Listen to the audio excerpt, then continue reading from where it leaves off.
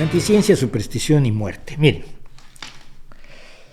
México está metido en un mecanismo de rechazo del conocimiento, de exaltación de la superstición y de promoción de la ignorancia, que es enormemente preocupante. La ignorancia comienza hasta arriba, y voy a empezar con algo que en sí no es brujería, pero que revela mucho del problema que se está teniendo de disociación de la realidad. Y es esto que dijo, a ver, Estados Unidos ha, y en un momento dado, reclamado el trabajo conjunto de sus Fuerzas Armadas con México para acabar con los cárteles del narcotráfico, pero ya no sobre la cocaína o la heroína o el cannabis, sino el fentanilo. El fentanilo se produce en México con precursores chinos, o se troquelan las pastillas con fentanilo chino que entra sin mayor problema por las vastísimas costas mexicanas, y son los cárteles mexicanos los que están introduciendo el fentanilo en los Estados Unidos. El fentanilo es un opioide que es enormemente útil, que yo conozco médicos que dicen que lo necesitan cuando anestesian. El fentanilo es el compañero indispensable de la anestesia, que es un analgésico brutal, pero tan brutal, y al ser un opioide afecta a los receptores opioides de nuestro sistema nervioso, que provoca adicciones aterradoras. Y Estados Unidos ha luchado contra la adicción de opioides intensamente, porque además fue promovida por una farmacéutica de una familia de la que ya hemos hablado aquí, Purdue Pharmaceuticals. Bueno, es el antecedente, es decir, tenemos un medicamento útil que se utiliza como droga, que ha sustituido a otros medicamentos que son menos eficaces. Esto es lo que dice Andrés Manuel López Obrador al respecto. A médicos y científicos mexicanos que analicen la posibilidad de que podamos sustituir el fentanilo con fines médicos por otros analgésicos para dejar de usarlo. A ver si es posible. Porque antes se usaban otros analgésicos. A ver, voy a cortar aquí rápidamente. Sí, antes se usaban otros analgésicos. ¿Y por qué crees que no se usan? Porque es más eficaz el fentanilo.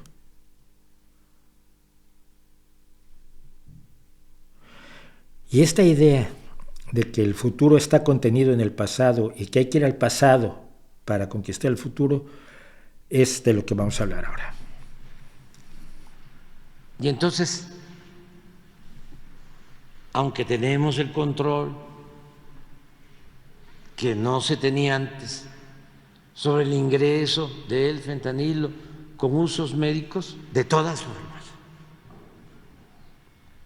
al estar prohibido, ya no habría ninguna posibilidad de que pudiese importarse. El fentanilo que entra para ser como parte del mercado de las drogas no tiene nada que ver con el fentanilo que se importa por cuestiones médicas. Prohibir uno no va a afectar al otro para nada, absolutamente para nada. Y por supuesto, si los científicos mexicanos pudieran hacer algo mejor que el fentanilo, si los científicos de cualquier lugar del mundo pudieran hacer un analgésico mejor que el fentanilo, ya lo habrían hecho, o estarían haciéndolo. No es ver la posibilidad. Esto es ignorar completamente cómo se hacen los medicamentos, cómo se produce, cómo se estudia, se analiza, hasta llegar a un medicamento que luego tiene que pasar una serie de pruebas para poder ser utilizado médicamente. Esto es imaginarse que es muy fácil, tú ahí le buscas, ¿no? Y luego la idea de confundir el fentanilo de uso médico que se importa con todas las de la ley, con todos los reglamentos, pagando sus aduanas, y los toneladas de fentanilo y de precursores de fentanilo que entran ilegalmente a México para ser producidos y luego vendidos en los Estados Unidos. Lo sustituimos por otros analgésicos. A ver si esto es viable, con el compromiso de que todo lo que entre de manera ilegal y por contrabando va a seguir siendo combatido. Con una absoluta ineficacia, como ha sido combatido hasta ahora. Claro que hay un problema, mire, si usted hace un analgésico mejor, igual, más potente que el fentanilo, va a ser usado como droga también. Esas cosas en las que algunos no piensan. Mire usted, México tiene una tradición enorme de parte de lo que hemos hablado hoy. Ignorancia, falta de educación, desinformación, que les ha convenido a todos los gobernantes. Algunos porque desprecian al indígena, que quiere decir a la gente del pueblo, a la gente rural, al campesinado, que es en su mayoría indígena. Pobre, rural, campesino e indígena son prácticamente sinónimos, no en México, en toda América Latina.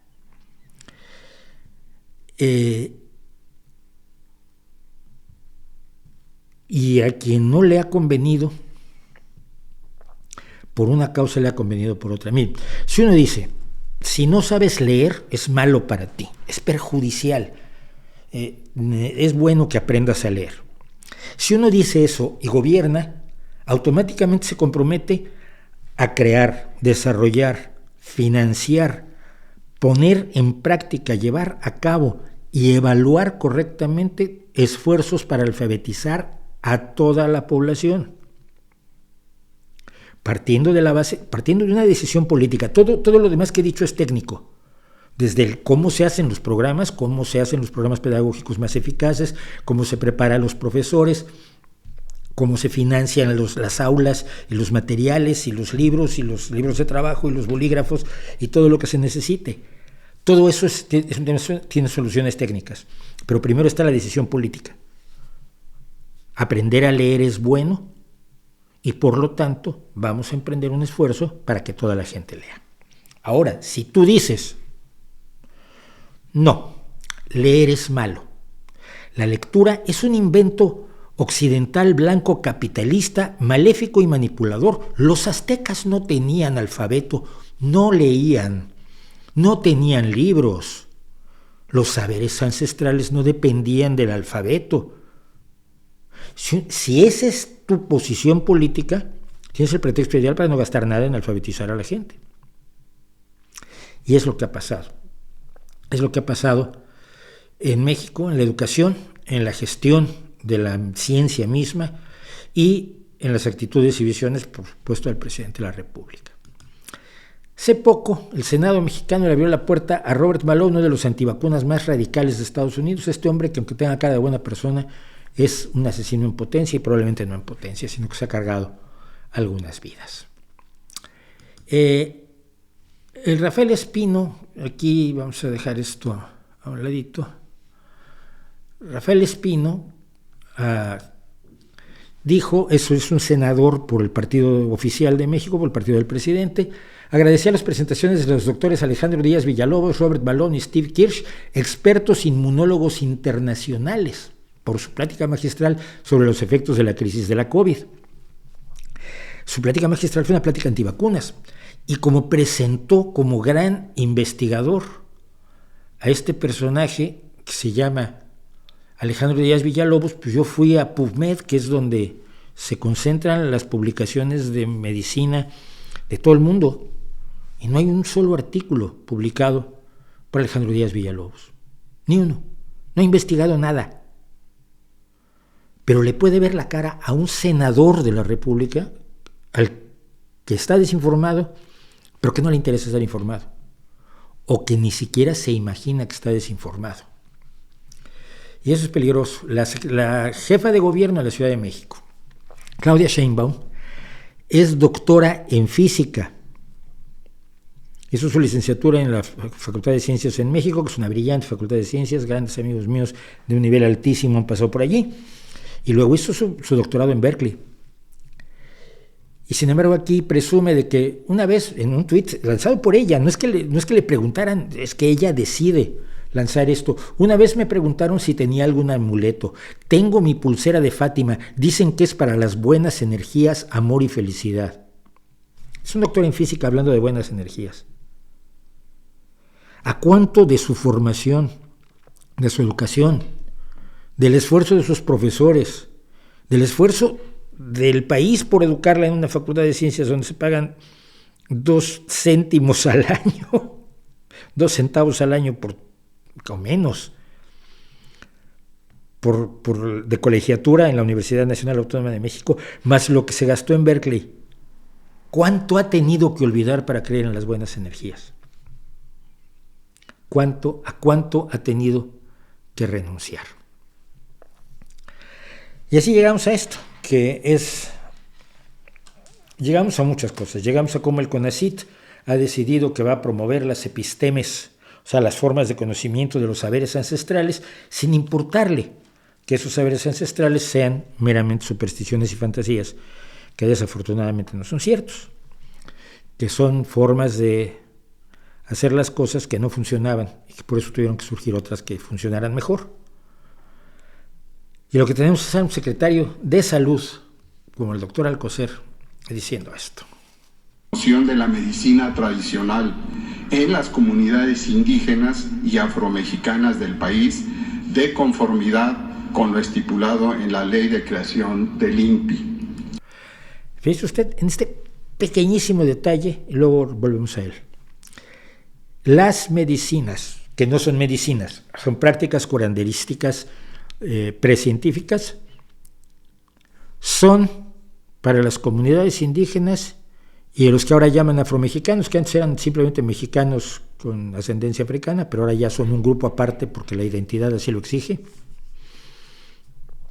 Yo conozco varios afromexicanos que ni siquiera parecen afros porque su abuelo todavía tenía rasgos de alguna etnia africana, pero ellos ya no, pero supongo que los separarán por identidad. Pero esto es para ellos. Para la doctora Sheinbaum, para López Obrador, para el doctor Alcocer, va a seguir habiendo hospitales de verdad. Como vemos en la primera imagen, esta ley tiene como objetivos promover e impulsar, en coordinación con el Sistema Nacional de Salud, el acceso a los pueblos indígenas y afromexicanos a los servicios de salud con pertinencia cultural, lingüística y de género, sin discriminación alguna. ¿Qué es discriminación? La pertinencia cultural quiere decir que los indígenas se van a atender de acuerdo a las creencias indígenas antiguas que nunca sirvieron para nada o que sirvieron para muy poco. Quizás algunas empíricamente tienen alguna base, pero no están demostradas. Sin discriminación alguna significa discriminándolos. No les voy a poner un hospital, pero ponerles un hospital es ir en contra de su cultura. Lo que les voy a poner es otra cosa. Reconoce e incluye la medicina tradicional en el sistema de salud pública. Sí, pero no es medicina. Al integrarlo al sistema de salud pública, lo que estás haciendo es faltar a tu responsabilidad por ofrecer la mejor salud posible a toda la población mexicana. Y llegamos a esto. El Instituto Mexicano del Seguro Social dice que promueve la medicina tradicional pagándole a 753 médicos tradicionales que no son médicos, que basan su práctica en conocimientos ancestrales que no son conocimientos, son creencias. Forma parte de los sistemas locales y comunitarios de salud con lo cual te puedes dar el lujo de sacar a los médicos y a las enfermeras y al conocimiento científico de allí.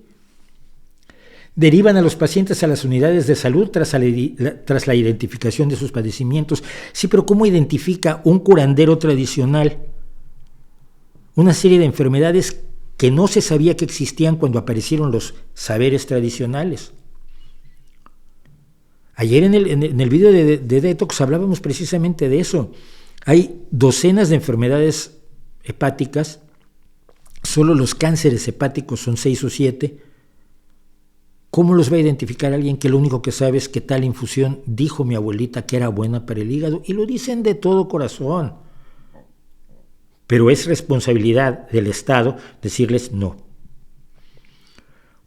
O mejor aún, vamos a estudiar esa infusión, vamos a estudiar esa hierba, vamos a gastar el dinero de nuestras investigaciones, vamos a asignar una parte del presupuesto a investigar cada una de las afirmaciones que tienen los saberes ancestrales, las creencias ancestrales para convertirlas en saberes, que es lo que se hace siempre.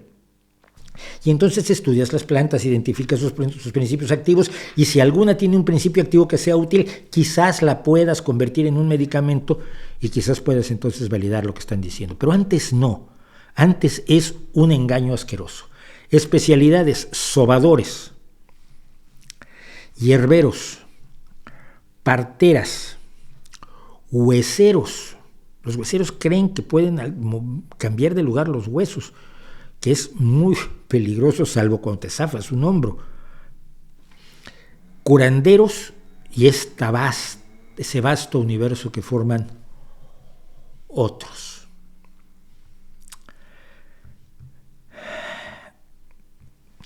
La genuina vocación por incorporar los saberes tradicionales pasa por someterlos al estudio de la ciencia. Si ustedes ven el video que hicimos sobre la patraña vegetal, precisamente sobre herboristería, la historia de cómo se llegó a la artemisina, que le ganó el premio Nobel de Medicina y Fisiología a Tu Youyou, la investigadora, que pasó por miles de plantas que la tradición china decía que servían y que demostró que no servían, que descartó miles de plantas para encontrar una que sirve bajo ciertas condiciones y no es en las infusiones que venden algunos herboristeros españoles. Eso se debería hacer con todas las plantas. Pero esa no es la idea.